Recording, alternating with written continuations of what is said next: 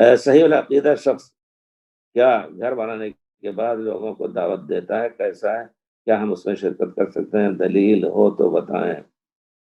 اس کو ہم اگر عبادت کا نام نہ دیں، ایک عام عادت دیں، جس طرح آپ کے دل میں آیا اچانک آپ کہتے ہیں کہ میں صحیح سالم واپس آیا، لوگوں کو دعوت دوں، بلا کر کے سب سے ملاقات ہو جائے۔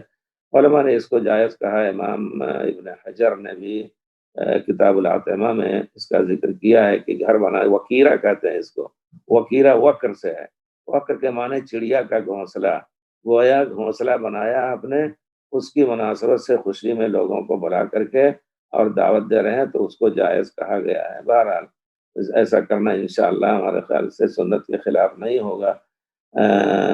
کیا ہم اس میں شرکت کر سکتے ہیں؟ انشاءاللہ کر سکتے ہیں، اور اگر شبہ آپ کے دل میں ہو تو نہ شرکت کریں۔ لیکن بہرحال نیا گھر بنانے کے بعد لوگ دودھ ابالتے ہیں اور خون بہاتے ہیں، اس کا کیا مطلب؟ دونوں دودھ ابالتے ہیں اور خون کہاں پاتے ہیں؟ خون بہاتے ہیں۔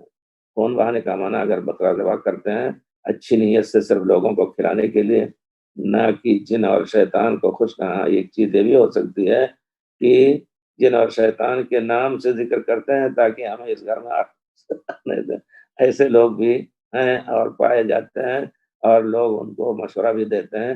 یہ عقیدہ پورے طور پر غلط ہے۔ یقیناً یہ بدعت سب سے بڑی بدعت ہو جائے گی۔ اور اگر صرف اطعم الطعام کے تحت کھانا کھلاؤ، خوشی میں اگر کھلا رہے ہیں انشاءاللہ، یا آپ کے دل میں آیا کہ بہت دن ہو گئے ہمارے اقارب نہیں اکٹھا ہوئے، بغیر کسی سبب کے آپ ان کو بلا رہے ہیں، تو یہ بھی جائز ہے انشاءاللہ۔